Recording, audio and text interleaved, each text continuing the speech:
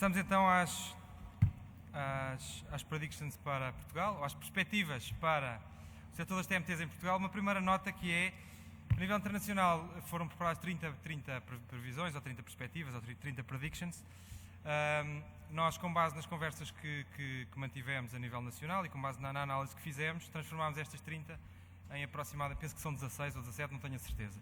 Sendo que, como é natural, abandonámos várias do contexto internacional, porque não foram consideradas como aplicáveis, e naturalmente que adicionámos outras, ou outros efeitos, outras coisas que estão a acontecer no nosso setor, às predictions para Portugal, como é, obviamente, o caso das redes de nova geração.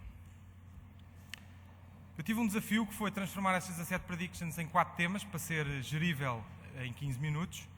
Nesse sentido, iria abordar 5 componentes da agenda, fazermos um contexto setorial, dar-vos um bocadinho o que é a vossa voz para cada um dos setores, telecomunicações, mídia e tecnologia, complementada com alguma análise nossa. Primeiro, começar por aí. Perspectivas para 2009-2010. Depois, falarmos de 4 temas que procuram agregar as 17 predictions que fizemos para Portugal. O novo glamour da televisão, falámos um pouco sobre a televisão e sobre o televisor também.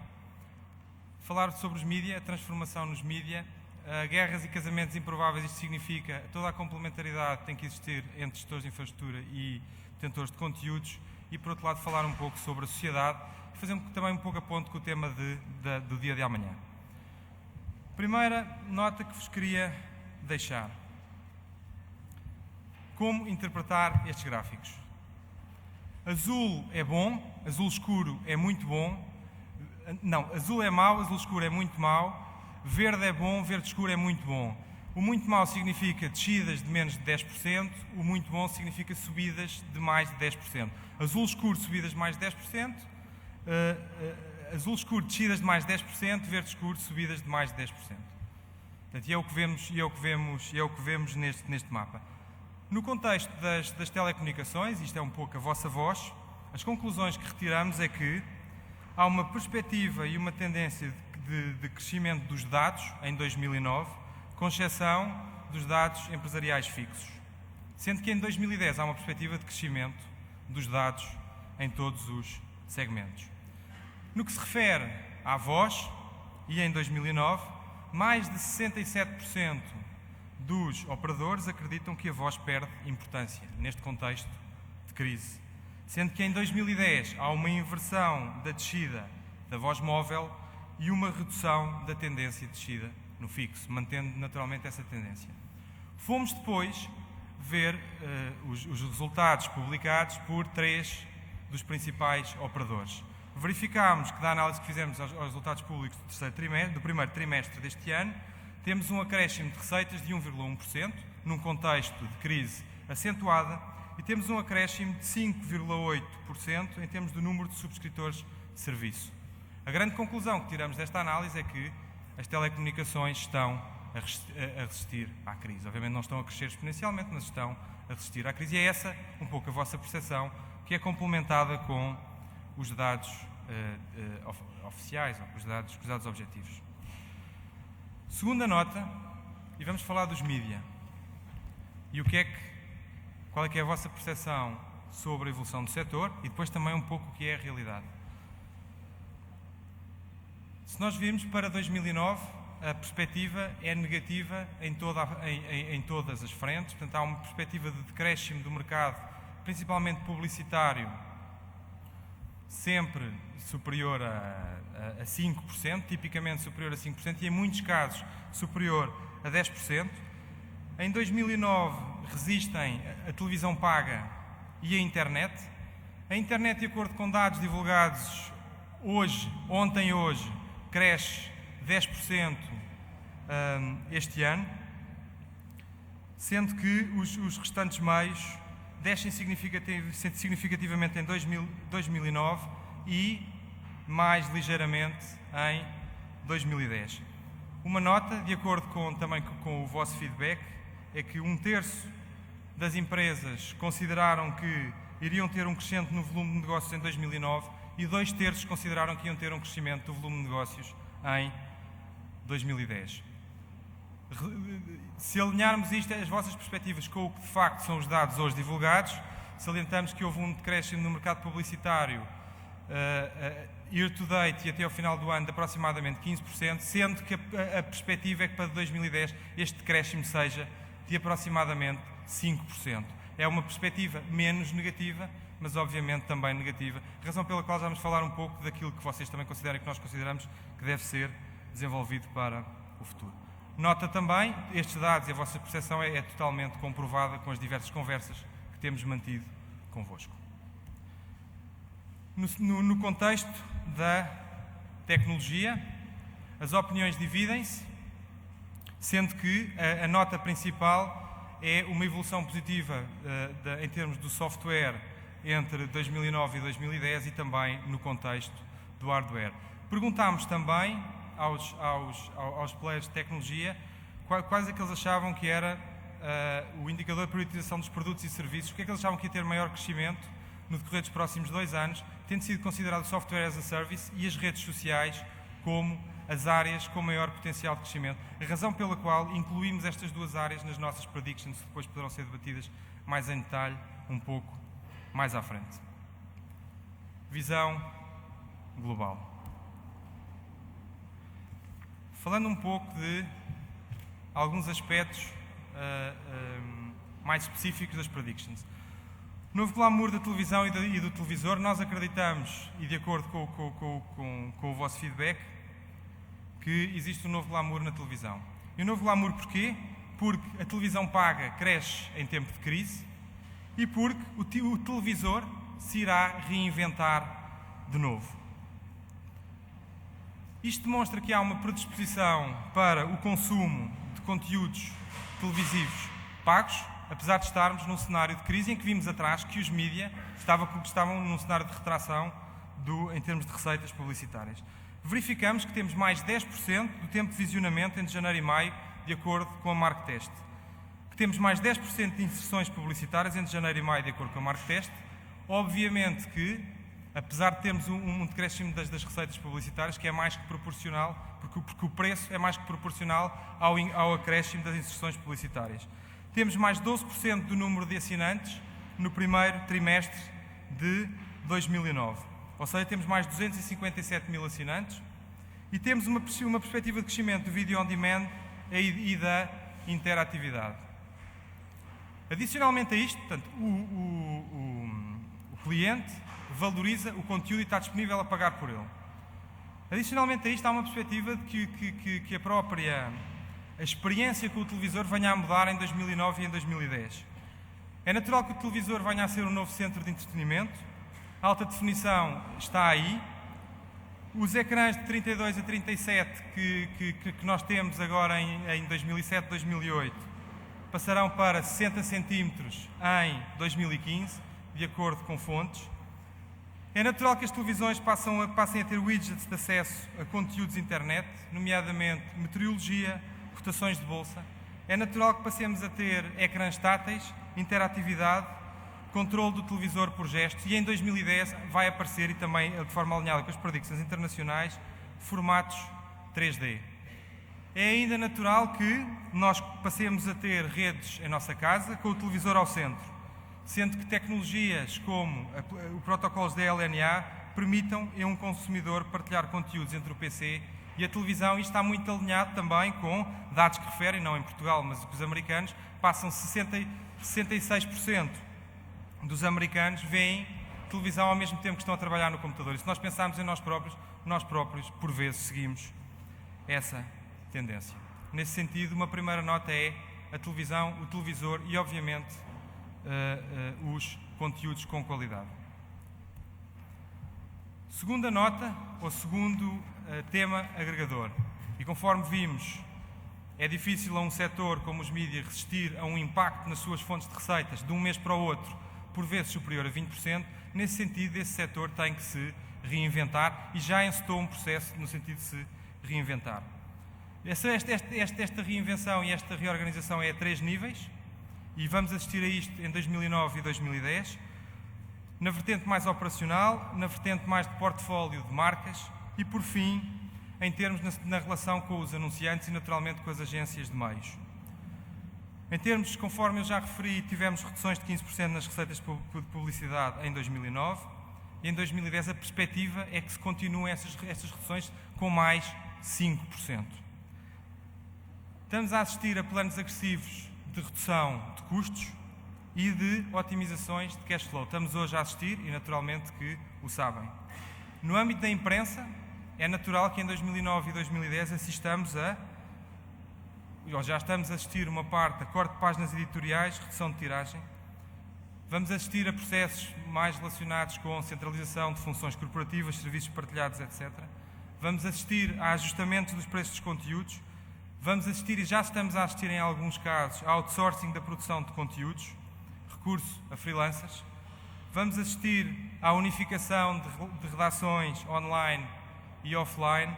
Vamos assistir a ofertas comerciais e em modelos multimeio e multiplataforma. Conclusão, os mídias estão a reagir já hoje, no sentido de se reorganizarem. Vamos assistir a mais coisas e que também já vimos a acompanhar. É natural que estamos a vendo a eliminação de títulos e marcas menos rentáveis ou não estratégicas.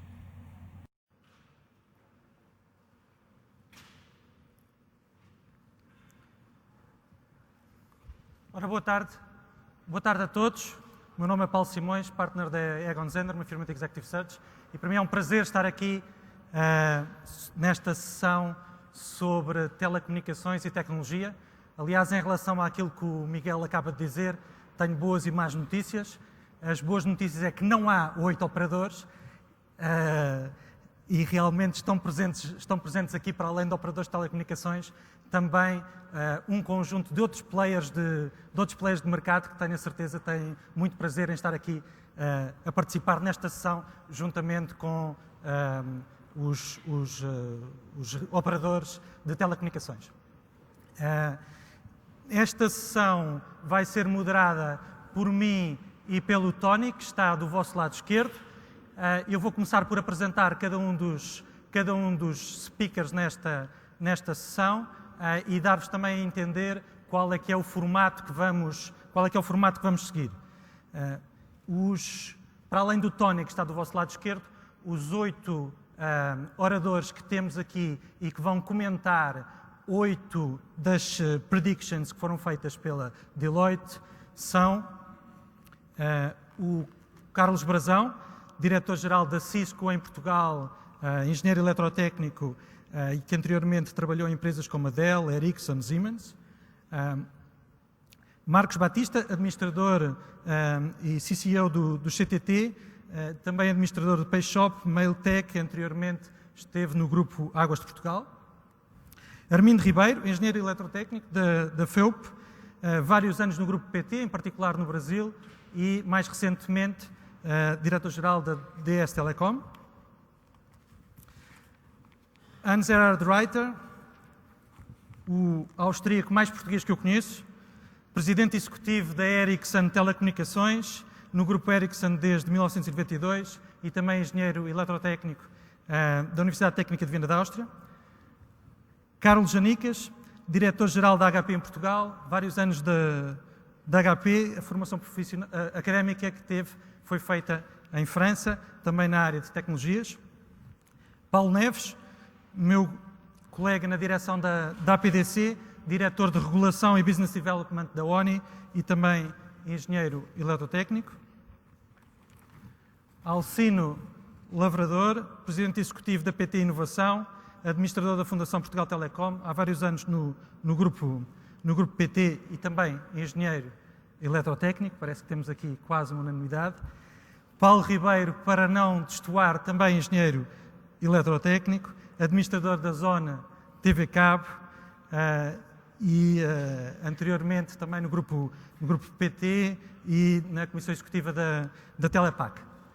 Em termos do formato do que nos vai seguir, do que nos vamos fazer durante os próximos 75 minutos, vamos abordar 8 das predictions, tanto do lado das telecomunicações como do lado das tecnologias, que foram apresentadas no estudo da Deloitte. Cada um dos oradores aqui presente irá comentar uma dessas predictions e num segundo round de comentários terão a oportunidade de fazer um comentário mais genérico sobre as restantes predictions. Somos 10 pessoas à vossa frente e 75 minutos. Portanto, o desafio é óbvio de conseguirmos compactar tudo, e a única prediction que o Tony e eu vos podemos dar é que, de certeza, que vamos acabar nos 75 minutos. Portanto, vamos começar já com o Tony a dar uma perspectiva não só dele próprio, mas também do contexto internacional.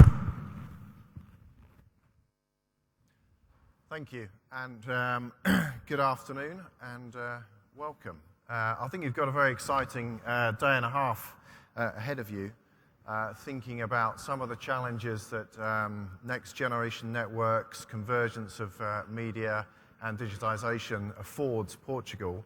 And I thought I'd share with you just a few views. I think it's been billed as the international context, but maybe it's slightly biased towards the UK, my home country, so forgive me for that. I'm not an expert in every country around Europe or the world. Last month, an organisation called Ofcom in the United Kingdom published a report called Digital Britain. This report was over 12 months in the making. I'm sure many of you have seen some of that. And they were wrestling with the problem of what to do with the opportunities and challenges that digitisation, high-speed internet access affords all of us, whether that's as consumers, whether that's as businesses or corporations.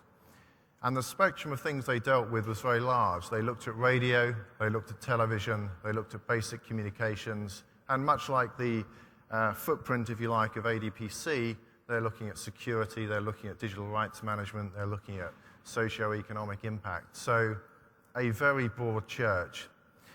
I think the thing I wanted to pick up, though, was a few themes that came out of the debate and the white paper regarding the communications infrastructure, or what we call the next generation access network, the next generation network, the new generation network. It's got many names. And I think it presents a really interesting challenge for us, because if we think about the concept of a very simple value chain from content through aggregation or service provision, through distribution, which is where your network is, to the consumer and consumption, I think most of us can understand that, you know, if you create the right content, the right services, that consumers and businesses will use them, and indeed will be willing to pay for them. I think if you develop the right devices, whether it's a set-top box, digital TV, digital radio, or mobile handset, people will pay for them and use them. The challenge, though, is what do you do about the infrastructure? It is the big thing in terms of capital commitment, and it's actually quite interesting to see what is the economic model, or what is the position in the value chain that network operators adopt to try and share some of the revenue and the profit from these new age services and what digital affords us. And that is quite a challenge. In the UK, one of the facts that came out of the study was that 89% of the homes could be served with a 2 megabit broadband connection using DSL or ADSL. And 11 million homes, something like 2.5 million homes, 11%, 2.5 million homes couldn't. What we want to do in the UK is we want to actually make broadband access available to all. And so they're postulating the idea of a universal service obligation for 2 megabits.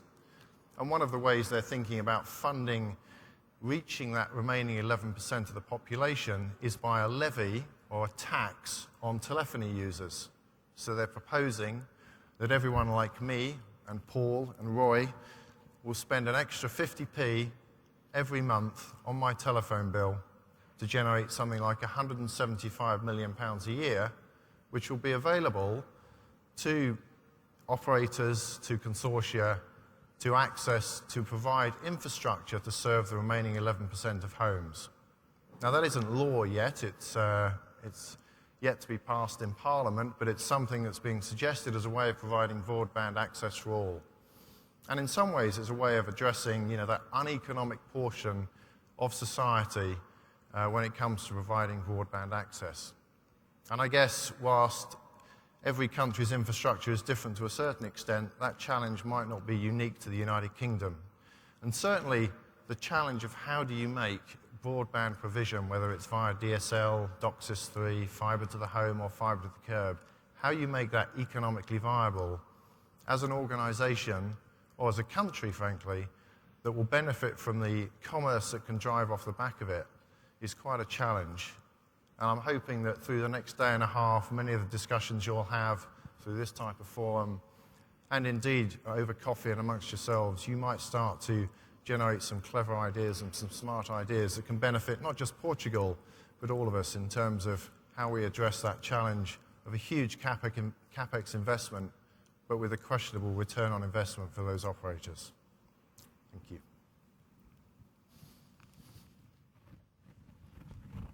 Muito bem.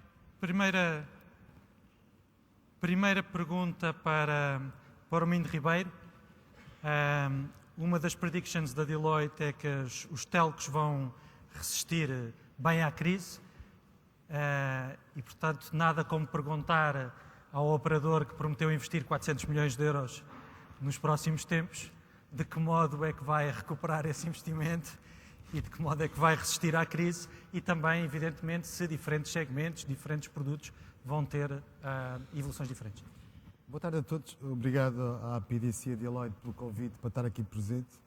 É realmente um prazer enorme poder estar aqui convosco e partilhar algumas opiniões relativamente à evolução do setor das telecomunicações, da tecnologia e mesmo até da mídia, se bem que no caso da mídia penso que vai haver um painel específico. Como imaginam, esta não era a questão que eu combinei ontem à noite com o Paulo Simões, né? Porque realmente os operadores de telecomunicações, em geral, que hoje em dia se encontram no mercado, quer seja uma PT, uma ONE, uma Sonai, uma Vodafone ou outras, são naturalmente os potenciais clientes da DS Telecom. No fundo, só fazendo um pequeno parênteses, a DS Telecom, conforme referiu, e não é apenas um papel de intenções, ou seja, nós já temos na prática alguns projetos decorrendo, nós pretendemos investir algumas centenas de milhões de euros criando redes de nova geração. Mas redes de nova geração abertas, no fundo transparentes, com igualdade de acesso a todos os operadores. No fundo, quase que pretendemos, perdoem-me a comparação, não quero com isto obviamente magoar ninguém, mas acabar com aquele panorama que nós conhecemos no setor dos móveis em geral, em que nós vamos na autoestrada, ainda hoje eu vinha do Porto para Lisboa, e vemos aquelas 3 antenas exatamente colocadas no mesmo local, com 3 torres, 3 equipamentos duplicados e assim sucessivamente. Nós queremos de alguma forma contribuir para que seja possível vários operadores de telecomunicações partilharem uma única infraestrutura tecnológica. E reparem que esta situação no móvel não é necessariamente boa para os fornecedores de equipamento, porque para ser viável a existência dessas 3 redes é necessário, perdoem-me a expressão, espremerem muito os fornecedores de telecomunicações, os fornecedores de equipamento, por forma a que os vários operadores tenham uma infraestrutura tecnológica que lhes permita prestar o serviço ao cliente final. Portanto, conforme eu estava dizendo, não é a pergunta que eu gostaria de ter hoje aqui neste evento, no qual tenho muito prazer de estar convosco, porque realmente opinar sobre os potenciais clientes da DS Telecom não é propriamente algo que me dê prazer, sobretudo do ponto de vista público. Não dá sorte, perdoem-me a expressão, falar dos nossos potenciais clientes e da sua estratégia para sobreviverem em público. Normalmente é uma coisa que, quando o cliente nos dá essa oportunidade, faremos em privado. De qualquer forma, vou tentar tirar um bocadinho o chapéu de DS Telecom como potencial fornecedor de uma infraestrutura única de telecomunicações e colocar-me como uma pessoa, entre aspas, neutra do ponto de vista do setor. E realmente aquilo que eu noto nestas estimativas que estão aqui feitas, que realmente são estimativas a curto prazo, estamos a falar do final de 2009 e do início de 2010, são estimativas que eu diria relativamente pacíficas e de alguma forma consensuais.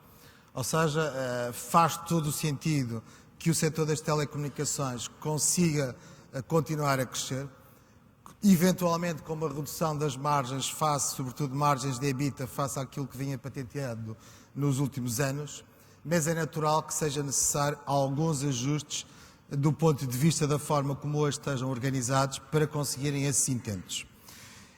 Esses ajustes também é um pouco do senso comum, ou seja, a redução de custos, a corte de gorduras.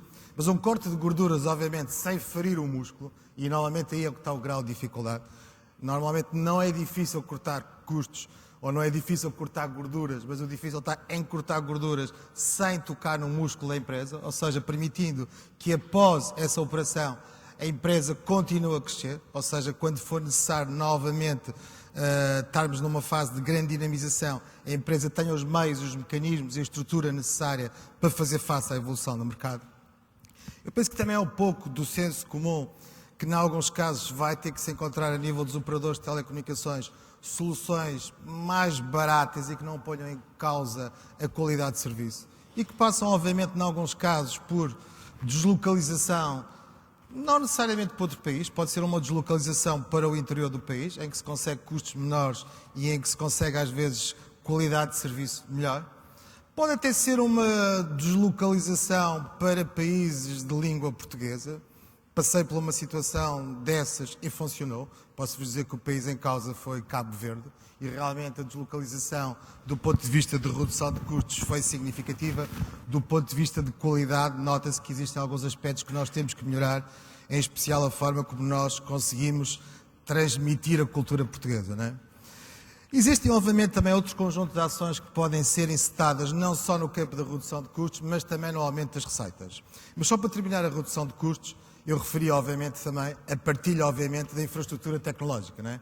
Conforme eu disse, não faz sentido cada operador estar a criar a sua infraestrutura de telecomunicações, ou seja, eu não estou com isto a tentar angariar clientes para a DS Telecom, não vejam nessa perspectiva, conforme eu referi, estou tirando o chapéu da ST e tentar ser o mais neutro possível, mas eu penso que é consensual que se houver uma única infraestrutura de telecomunicações, ao nível de condutas, dutos, fibra óptica, e mesmo até algum equipamento ativo, ou seja, uma rede de nova geração que é utilizada por vários players que hoje em dia existem no mercado, é óbvio que todos vão ganhar. Vai ganhar o cliente final, porque se calhar consegue ter um serviço de melhor qualidade e mais barato, vai ganhar os stakeholders das empresas que vão aderir a esse projeto, vão também ganhar os fornecedores. Eu acho que hoje em dia a situação que os fornecedores têm, que eu referi no caso do móvel, de terem 3 sites exatamente no mesmo local, não é a melhor solução para os fornecedores,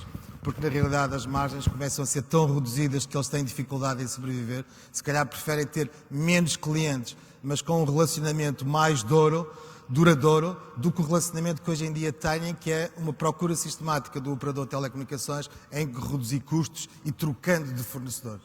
Portanto, ou seja, esta redução de custo através de uma rede partilhada, aberta, neutra, como a ADS Telecom está criando, e que não é, conforme eu disse, apenas algo que está no papel, já existe na realidade, no caso do Minho, do Lima e também a nível do Porto, e é a nossa intenção alargá-la para outros pontos do país.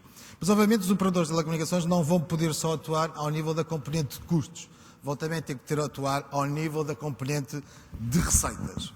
E aí eu acho que também é relativamente unânime e pacífico nós considerarmos que o aumento de largura de banda na casa do cliente, quer seja um cliente residencial, quer seja um cliente empresarial, é algo que é pacífico. Eu até relativamente a este estudo, eu concordo obviamente com as grandes conclusões, mas tenho alguma dificuldade em... Só tenho quanto mais tempo? Ok.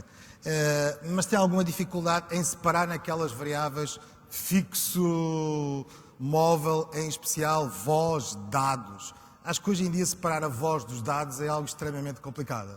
O que me parece que é pacífico é as pessoas em geral vão precisar de mais largura de banda em casa, quer em casa, quer nas empresas. E essa largura de banda pode chegar, obviamente, através de tecnologias mais wireless ou através de wireless. Agora, que essas necessidades são uma realidade e que nós temos que conseguir, os operadores de telecomunicações têm que conseguir fazer face às mesmas, não tenho qualquer dúvida. E, portanto, aí entra mais uma vez as redes de nova geração. E uma sugestão que eu também tenho, de certa forma, ou um aporte que eu tenho, é que a migração para as redes de nova geração deveria ser mais rápida. Isto porquê? Porque uma migração mais rápida vai permitir aos atuais players reduzirem mais rapidamente os custos. A manutenção de uma rede de cobra é muito mais complicada e envolve custos muito superiores à manutenção de uma rede de nova geração. Portanto, essa migração deveria ser mais rápida, devia ser mais acelerada e, portanto, aí não só vai permitir reduzir custos mais rapidamente, mas também aumentar o volume de receitas. E, para além da atuação a nível dos custos e nas receitas, temos também que os operadores atuarem ao nível de algumas reestruturações ou parcerias. Ou seja, não é só uma redução dos custos de pessoas, dos custos de tecnologia, mas como nós temos uma grande necessidade de televisão, sobretudo no mercado residencial, vai ser necessário que os operadores encontrem formas de redução destes custos que eventualmente passam por alianças estratégicas globais que lhes permitam ter um custo de programação ainda mais baixo. Então, só para terminar, que o Paulo, além de me ter presenteado com uma questão que eu não gostava, está-me aqui arduamente a pedir para terminar, eu só terminava com mais um aspecto que eu acho que é interessante e que normalmente faz sentido em todo lugar, que é uma certa dose de bom senso a nível dos players de telecomunicações e tecnologia em geral. Tudo se pode fazer, não só aquilo que eu referi, como outras coisas, mas se não existir bom senso, ou seja, se não existir uma postura correta e equilibrada de estar no mercado, nomeadamente passando pela partilha ou pela utilização de infraestruturas de telecomunicações neutras, ou seja, se entrarmos numa guerra desenfreada de preços, numa guerra desenfreada de comunicação, em que já se chama fibra óptica a qualquer coisa, já todo o mundo, afinal, tem milhares de fibras ópticas, mas casas passadas com fibra óptica, eu ainda não percebi muito bem quantas são. Portanto, eu acho que aqui temos que encontrar um bom senso e temos que encontrar o equilíbrio, evitar, eu costumo dizer, mais vale um acordo mais ou menos do que uma boa guerra. Obrigado.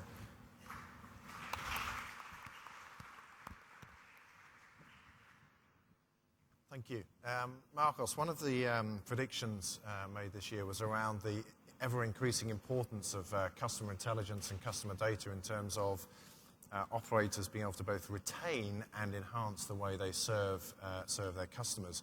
How do you see that sort of developing over the sort of next 2 or 3 years in a sort of NGN world, and one where there are increasing sort of restrictions around privacy and what you can do with customer data? I will answer you in Portuguese if you don't mind. You have the... Okay, thank you.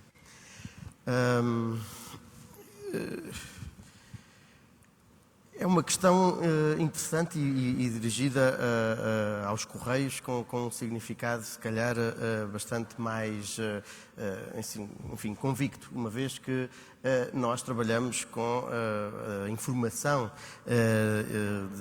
de todos os portugueses e de toda a panóplia o conjunto de base de dados que nos leva a relacionarmos diariamente com todos os nossos clientes. Hoje é importante poder garantir a salvaguarda da comunicação e dos atores da comunicação, e eu penso que isso vai fazer, ao nível dos conteúdos, a criação de responsabilidade através da qualidade e que, através desses dois fatores, a responsabilidade e a qualidade, a segmentação da data, portanto das informações, vão fluir depois então nestas vias rápidas de comunicação de uma forma mais dirigida ou segmentada àqueles que procuram determinada informação.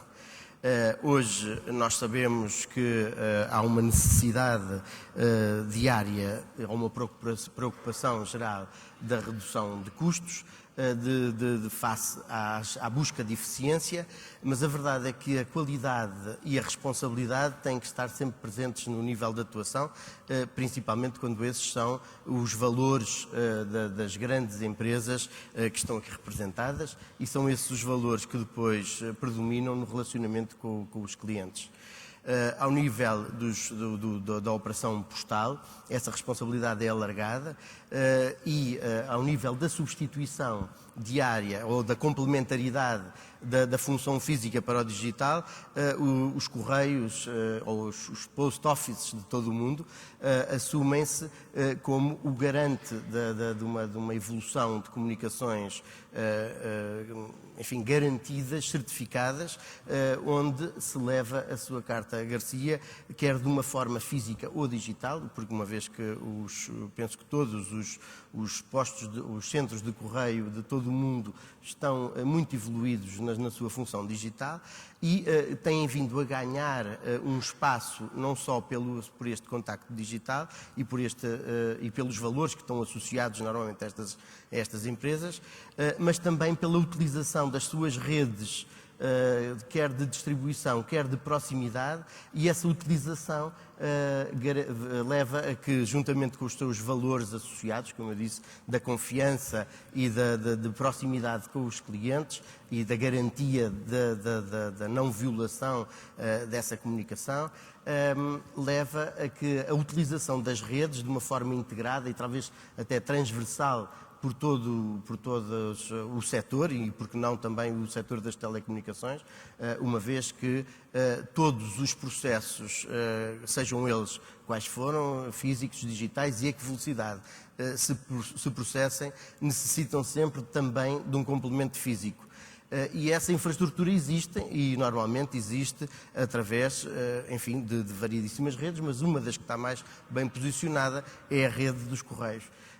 A rede postal é uma rede muito atomizada e que pode garantir, através de infraestrutura aqui relacional e de proximidade, garantir a todos os operadores e todos os players de mercado a ligação com os seus clientes, enfim, de variedíssimas formas, nomeadamente na ligação de dados, que através de levantamento, nós temos, por exemplo, diariamente mais de 6.000 pessoas, agentes de distribuição na rua, que poderão funcionar como levantamentos de dados essenciais para o relacionamento segmentado de todas as empresas e de todos os instrumentos que as empresas utilizem no relacionamento diário ou não com os seus clientes. Essa fiabilidade e esse relacionamento de proximidade é então aqui um aproveitamento deste impulso que a velocidade do digital traz a todo este mercado e, como diria o Diogo há pouco, a substituição do novo pelo velho traz sempre benefícios a toda a sociedade, cria novos modelos operativos. Eu penso que a esse nível e de uma forma transversal ao setor, os Correios querem fazer parte e fazem parte desse modelo operativo, disponibilizando não só uma cadeia de valor com produtos digitais seguros e garantidos, onde a qualidade e a responsabilidade são características implícitas e básicas no produto, mas também tem uma rede, então, de proximidade que garante, com todas as cautelas jurídicas necessárias, a inclusão de dados necessários para todas as outras atividades. Eu penso, enfim, esta é a resposta.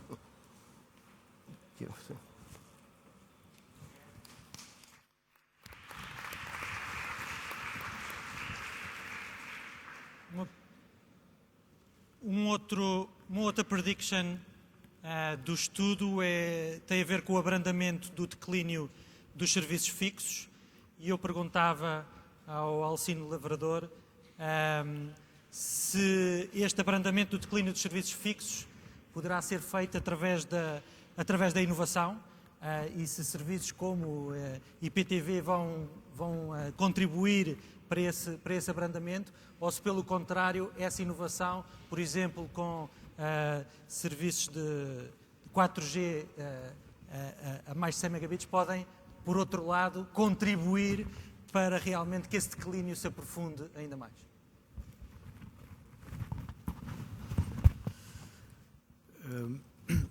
Bom, os factos realmente mostram que a introdução do IPTV tem tido foi um fator decisivo para inverter essa tendência. E há números que o provam.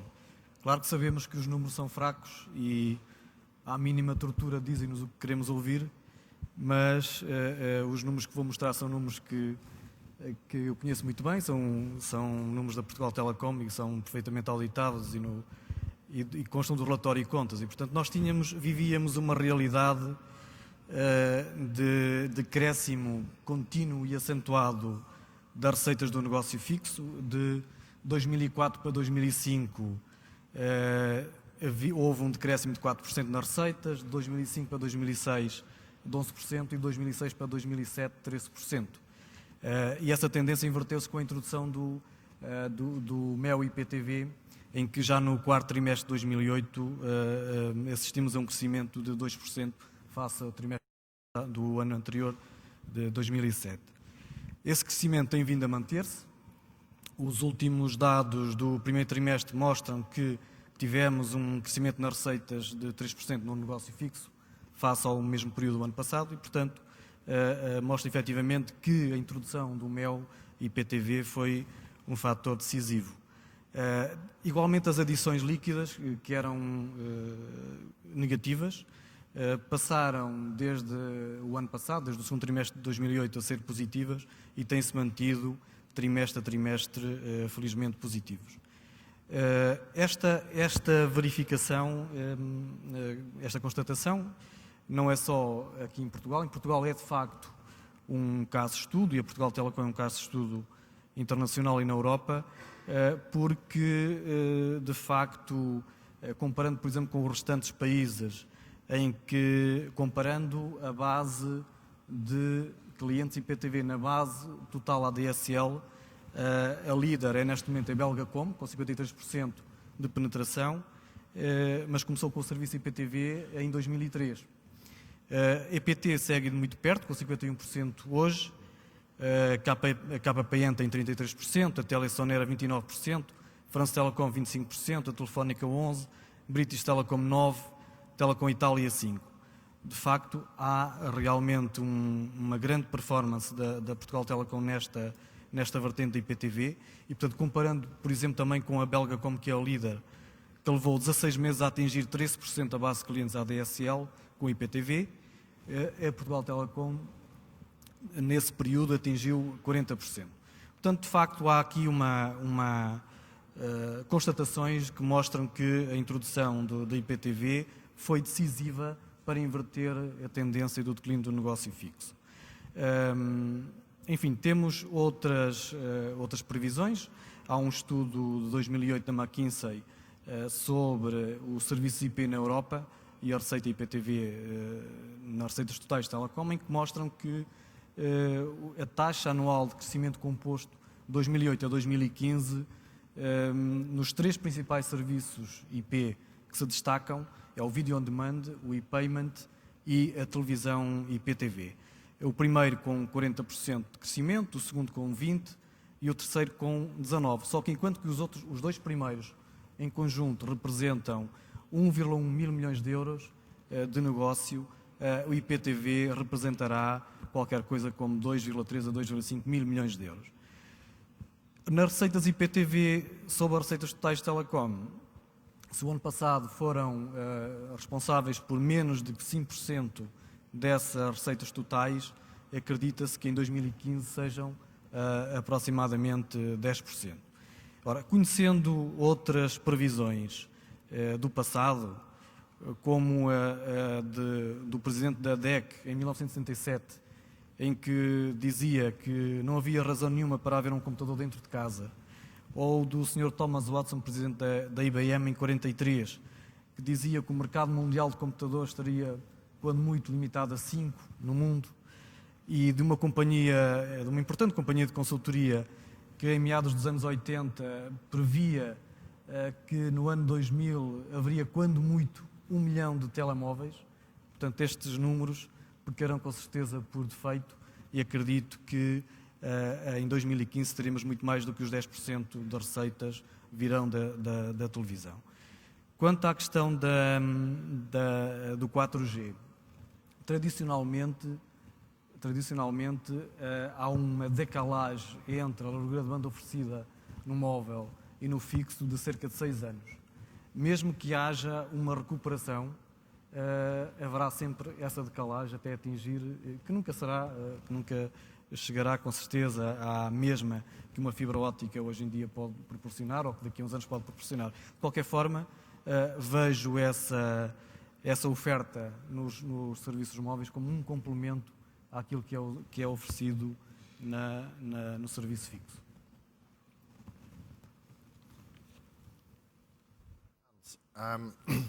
We've talked sort of a lot about the potential impact of next generation networks, and indeed in the study I referred to in the UK, there was a lot of focus on how it might impact small, medium enterprises and the way we work. I just wondered if you would share some of your thoughts on that theme about how next generation networks can impact the way we work.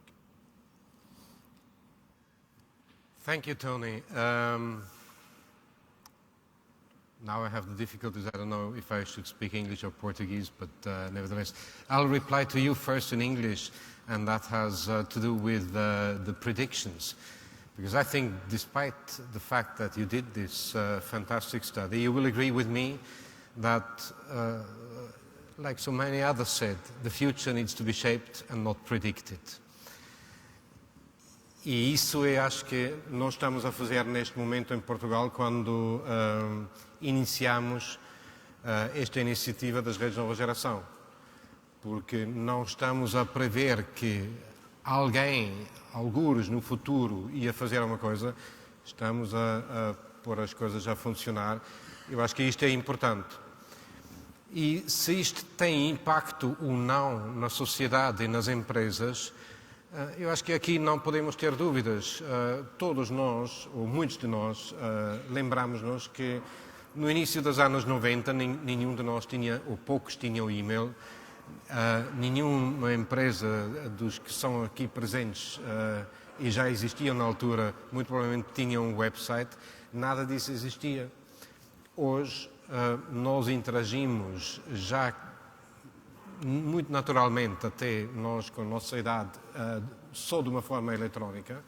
Utilizamos o telemóvel a toda hora, nem saímos de casa sem o telemóvel e assumimos que a banda larga realmente é um facto. Então, eu não tenho dúvida nenhuma que com a introdução, com a disponibilização de banda larga em todo o sítio, a toda hora, isto vai mudar a nossa vida pessoal, isto vai mudar também a maneira como as empresas se organizem e como nós trabalhamos. Tal e qual como a introdução da mobilidade, da internet, do e-mail, etc., tem formatado a nossa vida profissional e privada no passado. Agora, se nós queremos saber como é que vai ser o mundo no futuro, basta só observar os mais novos e basta só comparar o que pessoas que já passaram dos 35 anos tinham quando eram jovens e o que os jovens hoje em dia têm. Eu acho que podemos encher uma lista sem fim mostrando estas diferenças.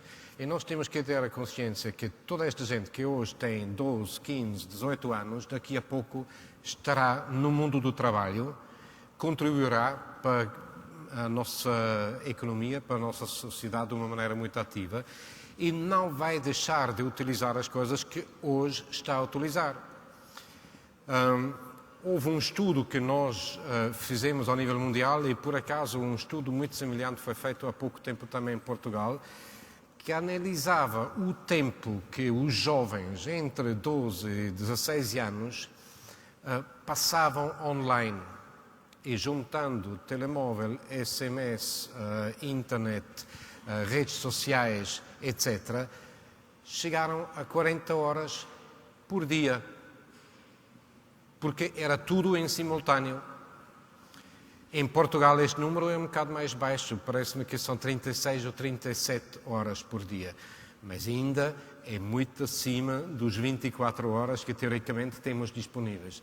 Então, se temos isso em consideração, podemos muito tranquilamente dizer que, sim senhor, a nossa vida e o nosso trabalho vai mudar muito.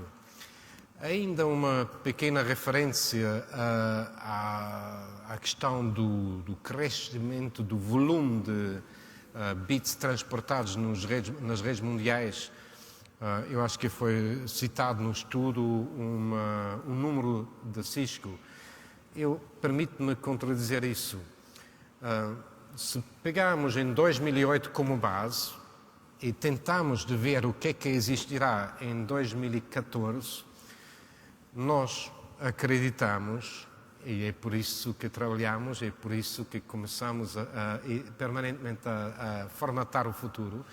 Nós acreditamos que o volume de tráfego nas redes móveis vai crescer 13 vezes, 3. O volume de bits transportados na internet vai crescer 10 vezes. Isto não conta com o IPTV, porque o IPTV, o volume de tráfego vai crescer 15 vezes. Isto é muito mais do que os 42% dos quais falamos há um bocado.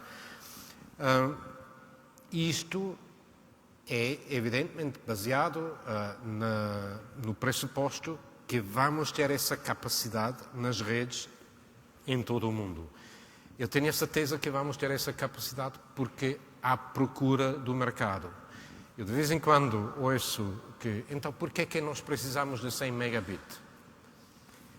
Pergunta errada.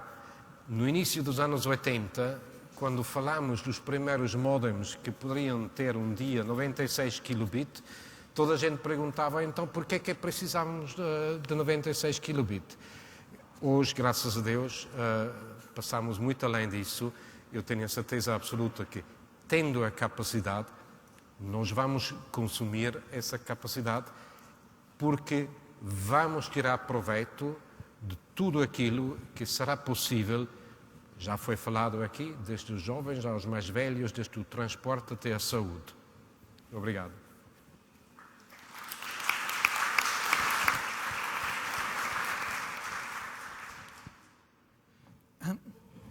Paulo Neves, seguindo aqui o tema que o Hans Herd acaba de nos deixar do crescimento dos dados e também outra das predictions da Deloitte que tem a ver com a guerra de direitos digitais, eu gostava de colocar uma pergunta em dois sentidos. Por um lado, como é que os operadores podem aproveitar esse crescimento de dados para obter novos revenue streams e realmente justificar os investimentos feitos? E por outro lado, sem termos da previsível guerra de direitos digitais, se prevês que vai haver novos tipos de parcerias entre os vários stakeholders do setor que possam compensar isso?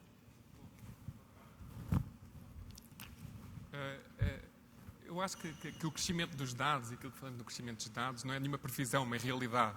Portanto, as empresas, e a grande parte das empresas que todos nós imaginávamos ou que víamos aqui há uma década, tinham grande parte do volume de negócios sustentado na voz.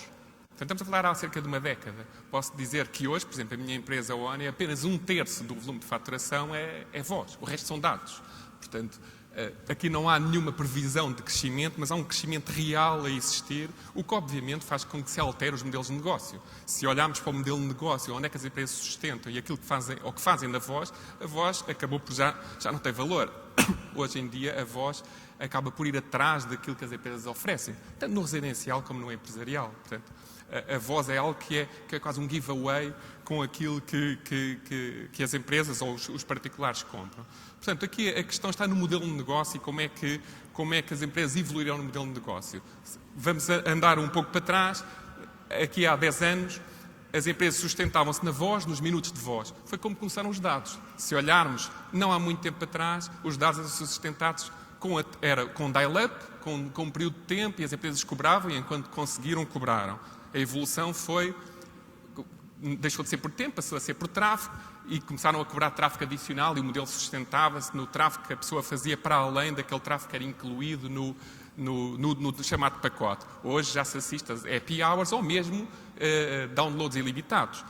Isto muito mais no fixo. Obviamente que o móvel lá chegará também, apesar do móvel ainda se cobrar muitíssimo no tráfego, para além do tráfego incluído no pacote, já começam a existir happy hours. Portanto, estou a querer dizer com isto que a tendência será no flat fee, aliás, como vem no próprio estudo, será no flat fee, tanto na voz como dados, e, portanto, a rentabilidade dos operadores e a forma como é que vão inventar novas formas de ganhar dinheiro, julgo eu que não é duvidosa, e já explico porquê. Portanto, sendo flat, e eu por acaso estava a ver a apresentação que foi feita inicialmente do estudo internacional, e também dizia que technology and gadgets for free. Portanto, eu diria que o tráfego, digamos, aquilo que é infraestrutura, é com flat fee, o voz e dados, os terminais são à borla, a tecnologia é à borla, onde é que está o dinheiro? Para mim, acho que a resposta é mais ou menos óbvia, e ligando com a pergunta, é mais ou menos óbvia. Terá que ser com o avançar na cadeia de valores dos diferentes operadores, e é isso que está a acontecer. Ainda há poucos dias assistimos a algumas notícias sobre um interesse muito grande em comprar empresas de conteúdos. É óbvio que o interesse aqui, ou a vantagem, no caso do residencial, terá que ser aumentar, na minha opinião, pelo menos, avançar na cadeia de valores e entrar na área de serviços. Mas isto não é só válido para o caso do residencial. Se olharmos para o empresarial, e se olharmos para as empresas tradicionais, o que se constata é que já não se focalizam só naquilo que é infraestrutura, porque a infraestrutura, digamos, é uma commodity. Eu julgo que já é uma commodity. Portanto, as pessoas estão-se cada vez mais a avançar para a questão dos serviços. Portanto, a ONI, por exemplo, criou uma empresa exclusivamente de serviços para avançar na cadeia de valores e conseguir ter parcerias, e vamos buscar parceiros para avançar na cadeia de valores. Aliás, o que acontece agora com as NGNs é o mesmo. Portanto, a infraestrutura em si não é o valor por si. Obviamente que é importante que haja uma infraestrutura, sem ela não se faz. Mas a diferença terá que ser nos serviços que se põem por cima, e daí o interesse global nos serviços. E, portanto, eu julgo que é esse o caminho. Portanto, avançar para parcerias com empresas acima na cadeia de valor, estou a falar nas aplicações e serviços, e as próprias empresas de comunicações avançarem para esse modelo, que aí é o que as pessoas na realidade compram, é os serviços e os valores acrescentados sobre a cadeia que existe.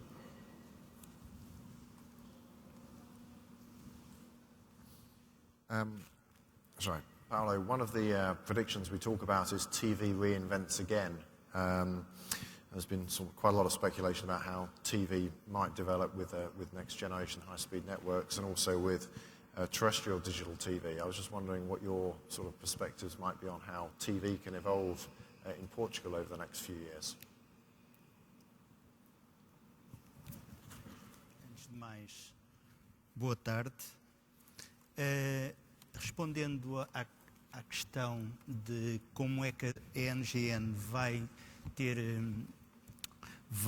interagir ou vai influenciar a utilização do aparelho de televisão ou da televisão em si, convém talvez aqui fazer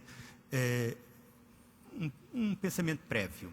A NGN, ou as NGNs, como elas são entendidas hoje como redes que disponibilizam altas velocidades em casa do cliente, desempenhos largos, é apenas a forma de acesso.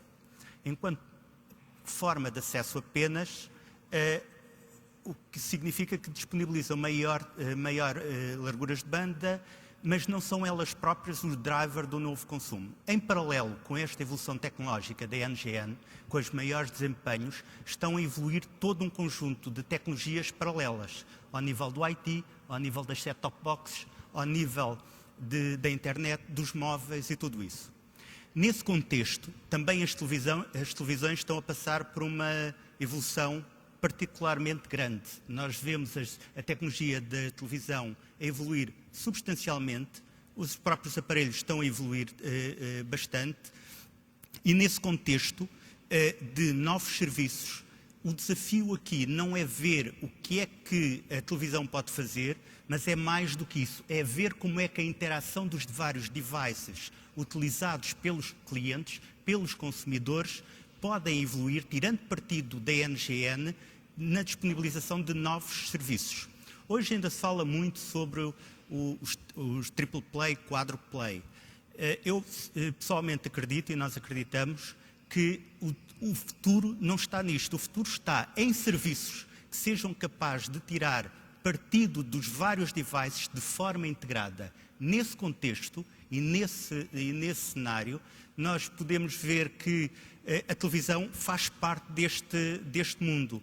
E as set-top boxes hoje, que começaram relativamente frágeis em termos de capacidade de processamento e daquilo que podem implementar, hoje a tecnologia permite-lhes colocar bastante mais. E é nesse contexto que das set-top boxes e das próprias televisões, porque o futuro da televisão passará também por meter muita capacidade de processamento na própria televisão, para além do ecrã em si, ou da alta definição que é possível ver no ecrã, novos serviços que permitirão uma utilização completamente diferente do aparelho em si. E muitos desses serviços serão puramente e totalmente dirigidos à televisão, ao aparelho de televisão, mas não só. Poderão ser serviços de interação, em que o móvel interage com a set-top box ou com a própria televisão, em que a internet é uma extensão da televisão. Portanto, o que a NGN traz é permitir o desenvolvimento de um conjunto de serviços. Porquê? Devido à sua facilidade de colocar em termos muito eficazes, muito rápidos e com muita largura de banda em casa do cliente. Portanto, é neste ambiente de desenvolvimento integrado em que existirão novos serviços. E a NGN não é mais do que um potenciador desses novos serviços. Poderiam ter sido feitos no passado. Nem o desempenho das redes, nem a capacidade do IT, nem os próprios serviços tinham capacidade para suportar tudo o que pode aí vir. Posso dar muitos exemplos deste tipo de serviços. Exemplos mais básicos, como por exemplo, pôr a caixa que está em casa a gravar a partir de um telemóvel num determinado instante, pôr serviços de teleconferência na própria televisão para tirar partido da caixa e da rede nova geração. Portanto, é o que a NGN vem permitir, é todo um desenvolvimento à volta dela que potencia os serviços de nova geração. Sabemos que no passado houve várias tentativas de fazer isto, provavelmente muitas das falhas foi pela não disponibilidade, quer de capacidade de rede, quer de capacidade de processamento para o fazer. Relativamente às diferentes plataformas, incluindo o TDT e todas as outras plataformas, o TDT não é mais do que uma outra plataforma de televisão. E tudo o que eu disse, toda uma plataforma de transmissão, e tudo o que eu disse se aplica a qualquer plataforma. O desafio está não nas plataformas em si, mas na forma como estas plataformas poderão ser utilizadas de forma integrada para potenciar e para melhorar a experiência de consumo de conteúdos e de serviços em casa do cliente. Esse é que é o grande desafio que nós temos no futuro. Nós, na TV Cabo, temos isto bem presente, para além do desenvolvimento de redes de nova geração, como temos vindo a anunciar. Nós, neste momento, como é sabido, temos mais de 1 milhão, neste momento, cerca de 1.300.000 casas, com capacidade de disponibilizar serviços de nova geração em casa dos clientes, a 100 megabits por segundo, ou eventualmente mais, em alguns pilotos.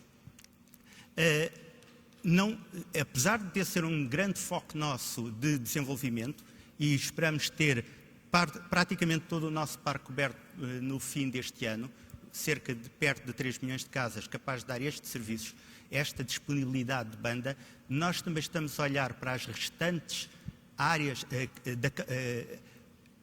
layers de valor em cima do acesso para disponibilizar cada vez mais serviços. Não é por acaso que nós temos uma aposta forte na internet, uma aposta forte na voz, uma aposta forte na televisão e também agregamos à nossa oferta o móvel, de forma a podermos oferecer tudo isto integrado. Claro, colocam-se outros desafios como o controlo da utilização de todos estes meios de forma agregada. Há aqui muito trabalho para ser feito ao nível das plataformas de serviço, ao nível da plataforma de controlo dos próprios clientes, do próprio conteúdo, mas isso é algo em que nós estamos a trabalhar afincadamente.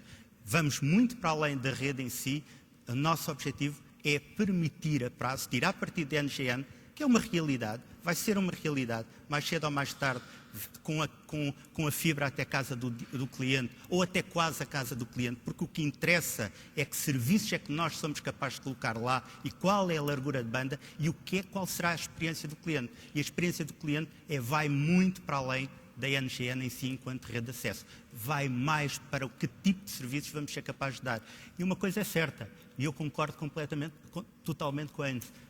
Eu comecei nestes mundos das telecomunicações quando 1200 era a velocidade standard disso. Pensava-se, porquê mais? Porquê 128 capas? Onde é que já vão os 128 capas? Era isto, fundamentalmente.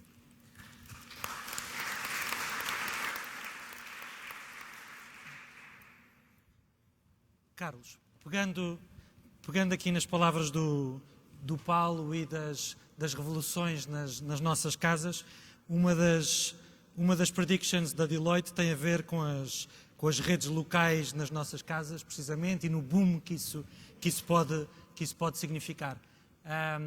Gostava de perguntar, por um lado, como é que vês o papel dessas redes do ponto de vista dos consumidores, e, por outro lado, NGNs, redes locais nas nossas casas, como é que estas coisas vão interagir, como é que se vão complementar, como é que se vão trabalhar uma com a outra? Muito obrigado, Paulo. Bom, passo um bocadinho a publicidade. Nós, há cerca de 3 anos, comprámos um dos líderes mundiais em tecnologias de vídeo de operador e para que chegam até às casas. E hoje em dia, apesar de serem, enfim, é uma empresa que está totalmente integrada na nossa companhia, continuam com uma cultura completamente diferente, enfim, da nossa cultura mais tecnológica, é a Scientific Atlanta.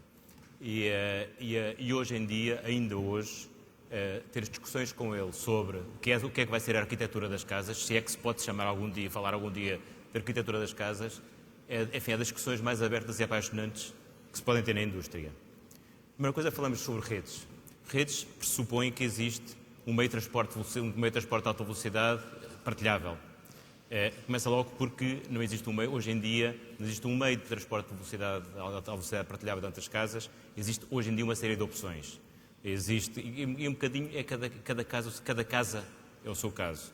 Podemos ter a opção de fazê-lo através de coax, podemos ter a opção de fazê-lo através da rede elétrica, podemos ter a opção de fazê-lo através de redes wireless, embora não seja difícil standardizar nessa área, porque nem em todos os países as mesmas tecnologias, as mesmas frequências para este fim estejam igualmente disponíveis.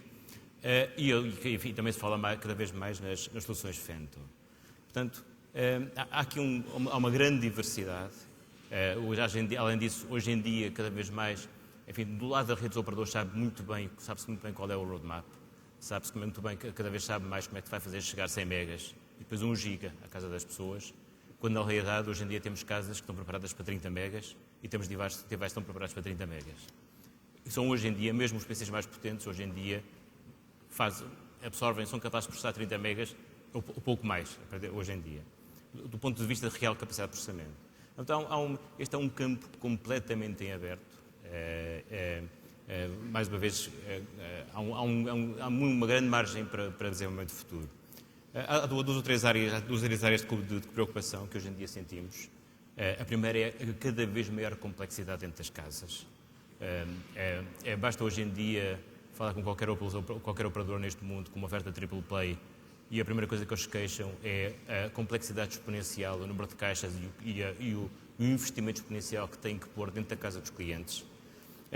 O que, obviamente, além de gerar problemas de espaço, gera também problemas de consumo de energia, libertação de calor, consumo de energia, enfim, com todas as preocupações green que há hoje em dia, e também gera, obviamente, acho que qualquer dia gera um mercado para racks, para pôr dentro das salas, com design todo bonito, mas, sobretudo, obviamente, também gera oportunidades de convergência dentro desses devices, e acho que é muito por aí que a indústria também deve ir. Obviamente, empresas como a nossa ficam muito contentes de vender muitas caixas, muitos devices para dentro da casa do cliente, mas, quando também nós falamos, não é natural, tem que haver aí bastante um fenómeno de convergência. Também, estou de acordo com o Paulo, cada vez mais temos que pensar em redes, é pensar demasiado tecnicista, cada vez mais temos que pensar nas aplicações que vamos pôr dentro das casas. Há uma que não é muito falada, que nós acreditamos profundamente, que é o peso que vai ter cada vez mais em ter atividade vídeo de alta definição. Nós falarmos uns com os outros, se quiserem, nós somos uns grandes defensores de uma tecnologia nossa chamada telepresença. Nós achamos que essa tecnologia se vai massificar e podemos cada vez mais no futuro, daqui a 5, 6 anos, falar uns com os outros como se estivéssemos ao pé uns dos outros, realmente, pessoalmente, e incluso nas nossas previsões de tráfego na internet, acreditamos que o próximo driver daqui a 5, 6 anos do crescimento do tráfego na internet vai ser não já os conteúdos multimídia, mas sim a interatividade de vídeo entre as pessoas, em alta definição com alta qualidade, gerando experiências como se estivéssemos ao lado dos outros. Obviamente, a outra grande área é a criação de experiências seamless. Como o Paulo estava a dizer, pegarmos o telemóvel, passares para o televisor, vou entrar na garagem, manda-te a minha set-top box gravar, esse tipo de coisas. Portanto, criar experiências seamless vai ser muito importante e já para não falar de estendê-las para outras fronteiras, como o gaming, controle gestual, etc. Por fim, é uma área fantástica, porque, como eu comecei por dizer, a casa é a última fronteira. Normalmente não existem departamentos de engenharia a olhar para as casas. A percentagem de casas com cabelagens estruturadas é mínima, o que deixa, obviamente, é uma área da indústria que está completamente aberto, o que é ótimo, porque é uma área da indústria que deixa um grande espaço para a inovação. Inovação não só na indústria, mas sobretudo também a inovação dos operadores. Portanto, essa vai ser uma área onde acreditamos que vamos continuar a ver muita inovação e, sobretudo, a inovação a favor dos clientes e dos consumidores.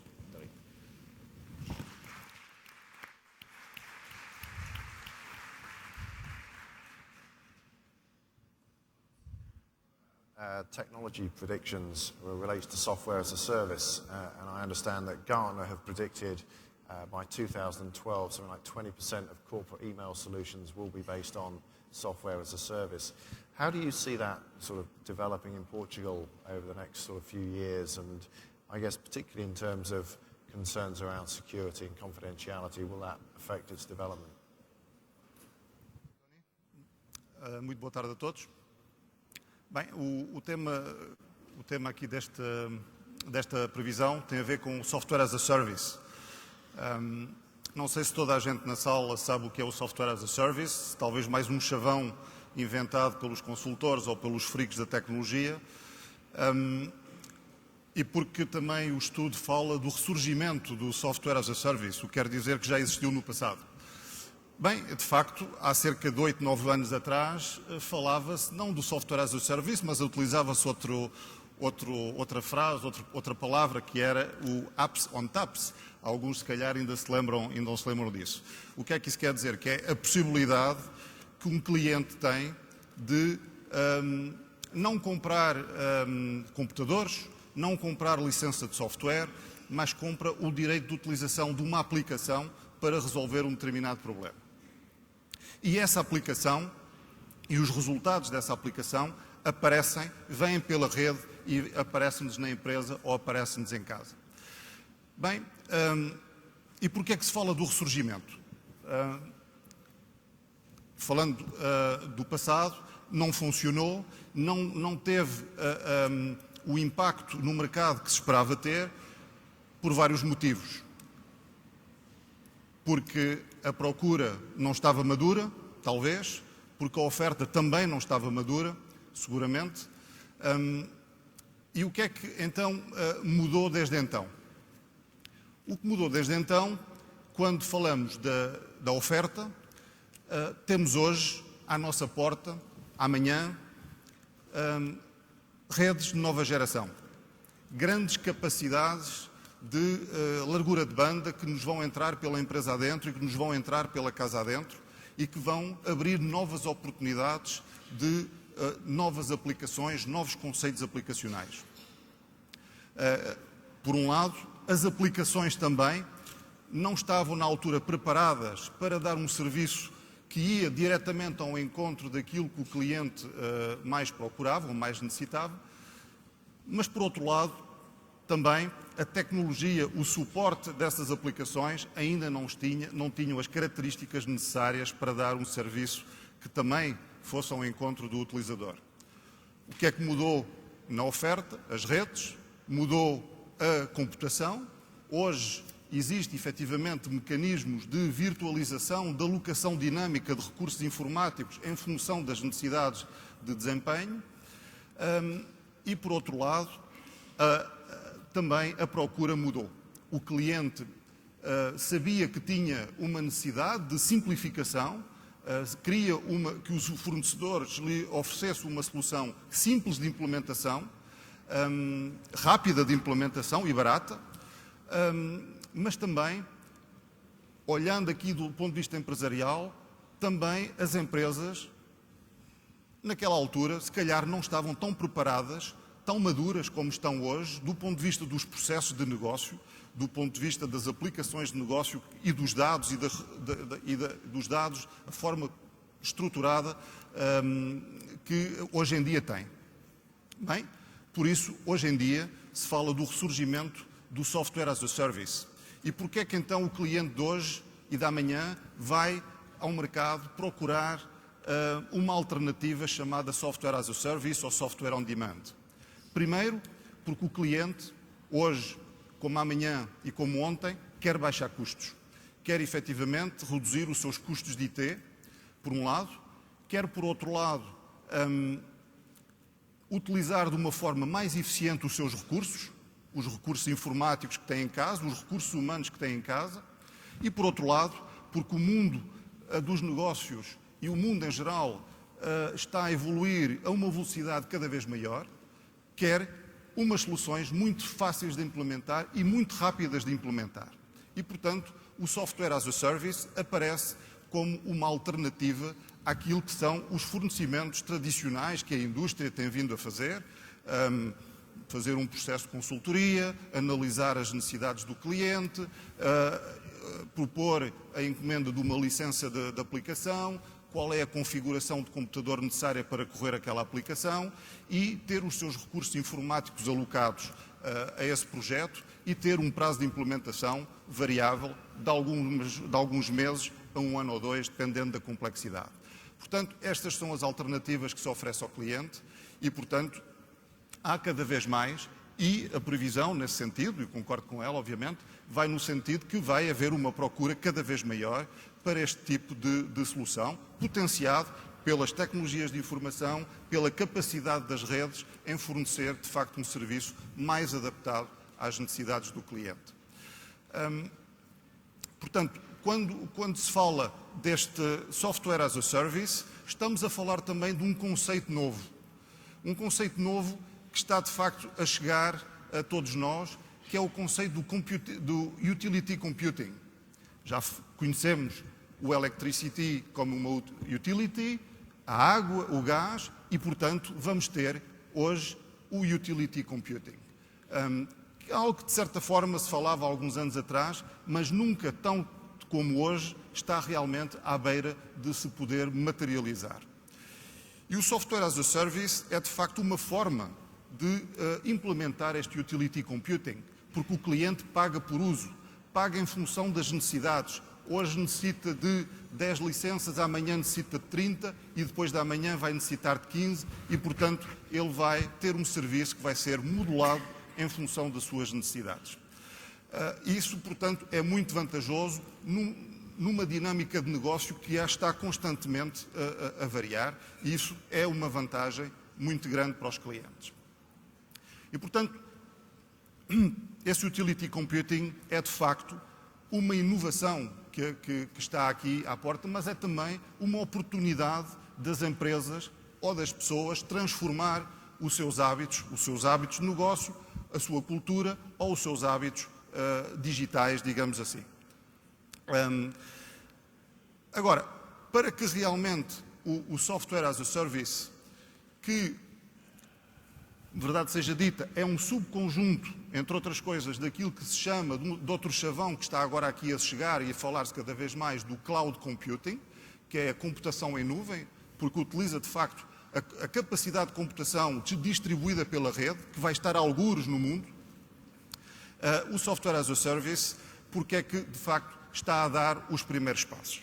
Bom, está a dar os primeiros passos porque há algumas empresas já têm soluções para responder às necessidades dos clientes. Quais são essas soluções? Quais são as soluções de eleição para o software as a service? Em primeiro lugar, soluções que sejam horizontais, que sejam comum a outras empresas, que possam eventualmente as aplicações serem partilhadas por outras empresas, para ajudar também a baixar o custo, que sejam fáceis de implementar, que não tenham grandes interações com o resto da empresa. Obviamente, nas PMEs poderá ser mais fácil porque, enfim, é menos complexo, a organização empresarial será menos complexa, mas em grandes empresas a integração pode ser efetivamente uma dificuldade, mas tipicamente estamos a falar de soluções como existem e foram já algumas publicitadas, como o Salesforce.com, ou as soluções de CRM, ou soluções de gestão de sistemas, ou gestão de aplicações, ou gestão de desenvolvimento, são tipicamente as soluções que hoje em dia estão disponíveis para tal.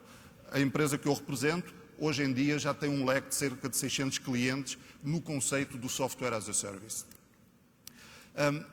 Quais são, de facto, neste momento, os drawbacks ou as dificuldades da expansão do Software as a Service?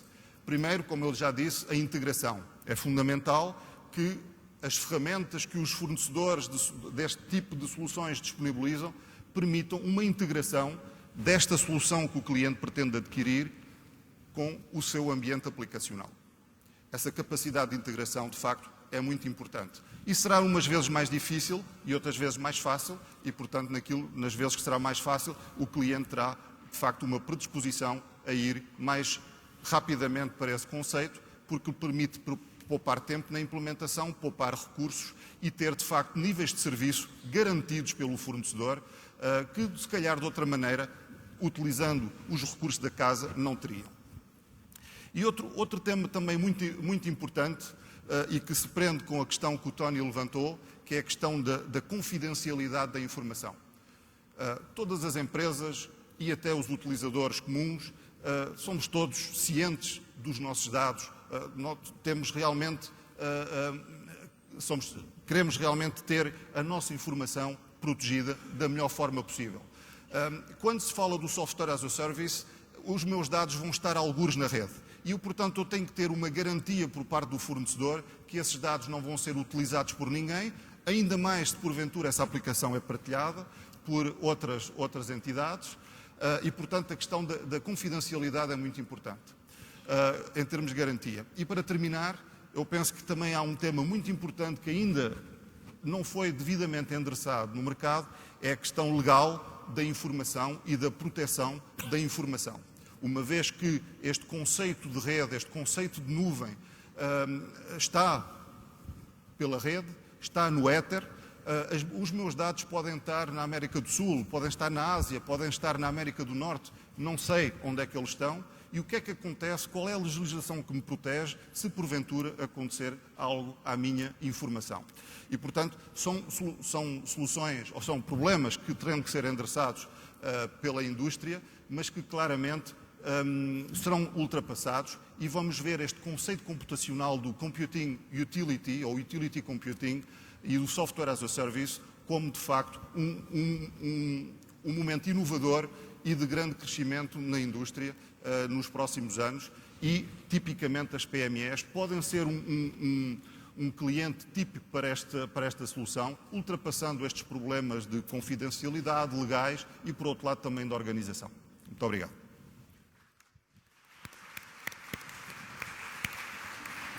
Muito obrigado. Temos 7 minutos à nossa frente para completar os 75. Portanto, acho que vamos passar por cima da possibilidade de fazer um segundo round, a não ser que haja alguém que tenha algum comentário que tem mesmo de fazer. Muito bem, então, mas vamos tentar limitar para depois passarmos a uma fase final que tenho a certeza que a nossa audiência vai adorar. Ok. Eu gostava apenas de comentar o seguinte, temos falado de negócio, de vantagens para toda a gente, utilizadores, operadores, fornecedores de conteúdo, mas ainda há um longo caminho que temos a percorrer. Veja-se um exemplo, nós temos vamos ter uma casa com uma rede, com muitas aplicações interligadas umas com as outras, tal como o colega da Zone falou, de facto, ainda temos que nos preocupar com o layer de controle de uma RNG. Nós estamos apenas a falar da parte de cima do serviço e da parte de baixo da conectividade, mas há ainda toda uma parte de componente de controle que temos que nos preocupar, ver como é que as aplicações podem jogar entre si, interoperar e de facto, temos um caminho a percorrer para ter meios diagnósticos eficazes para saber quando, por exemplo, a telepresença deixa de funcionar, se é um problema da telepresença ou se é um problema de outra aplicação qualquer. Enfim, há um longo caminho ainda a explorar e a trabalhar, e é só essa nota que eu queria deixar. Só mais uma. Numa das primeiras versões do estudo, do trabalho, deparei com um statement que dizia que iríamos ter mais tempo livre para lazer e para... Acho que é completamente falso. Veja-se o tempo antes do telemóvel ou o tempo em que havia apenas o fax.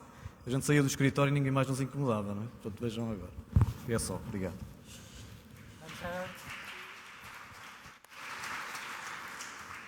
O problema, Alcino, é que nós ainda não estamos 40 horas por dia online, não é?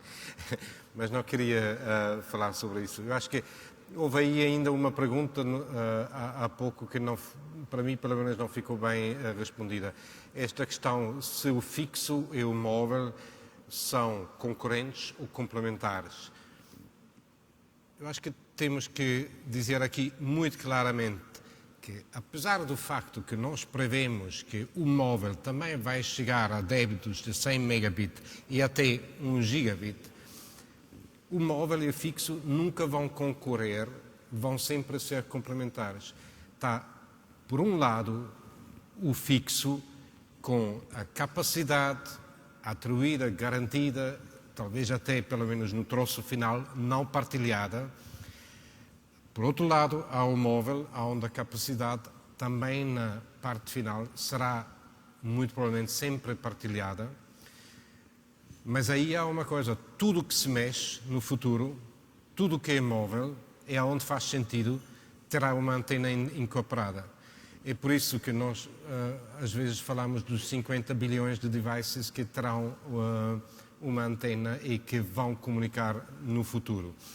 Isto leva-me depois para o ponto final, pelo menos para mim, só para dizer, redes de nova geração são fixo, são móvel, têm um protocolo IP em toda a rede e, sobretudo, também são convergentes. Só para termos isto bem claro. Obrigado. Muito bem. Muito obrigado. Temos agora uma surpresa para toda a audiência que está por debaixo de cada uma das vossas cadeiras e o José Paulo Santos vai-nos agora explicar que esse equipamento não é para atirar à cabeça do vizinho, mas sim para fazer uma votação.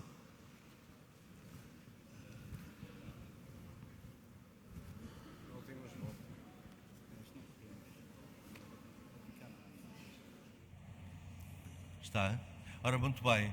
Estes Active Expression vão permitir, então, a vossa participação nesta sessão de votação. Para tal, basta carregar no botão ligar, é óbvio, laranja.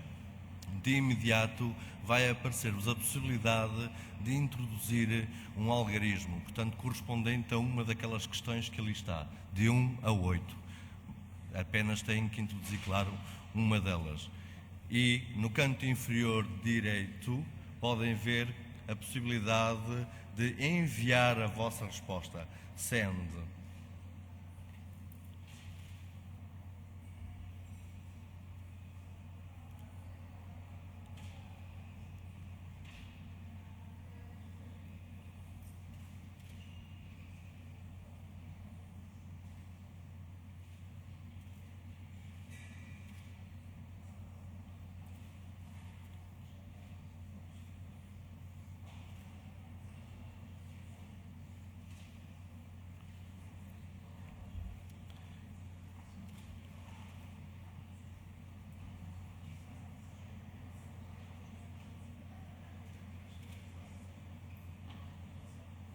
Penso que a maior parte já votou, se não todos. Exato. Não se esqueçam de carregar no botão Send aqui, caso contrário, não é ativada a vossa votação.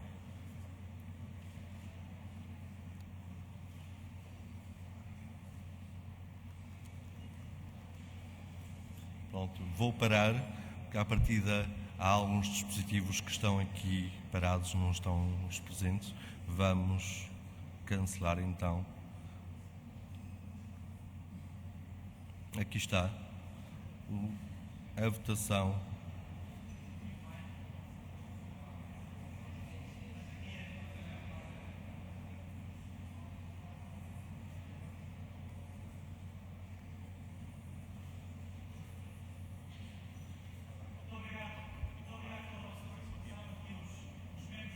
Só em discussão mental tinham também elegido a 4, portanto é normal que assim aconteça, e julgo que amanhã, a discussão amanhã, não se importa só de mudar, só para vermos, julgo que a discussão que vamos ter amanhã vai também dar um contributo, como o Paulo Ribeiro estava aqui a dizer, vai também dar um contributo para pararmos de falar de redes e passarmos a falar de serviços e verdadeiro impacto sobre a sociedade, que isso sim é o que é verdadeiramente relevante.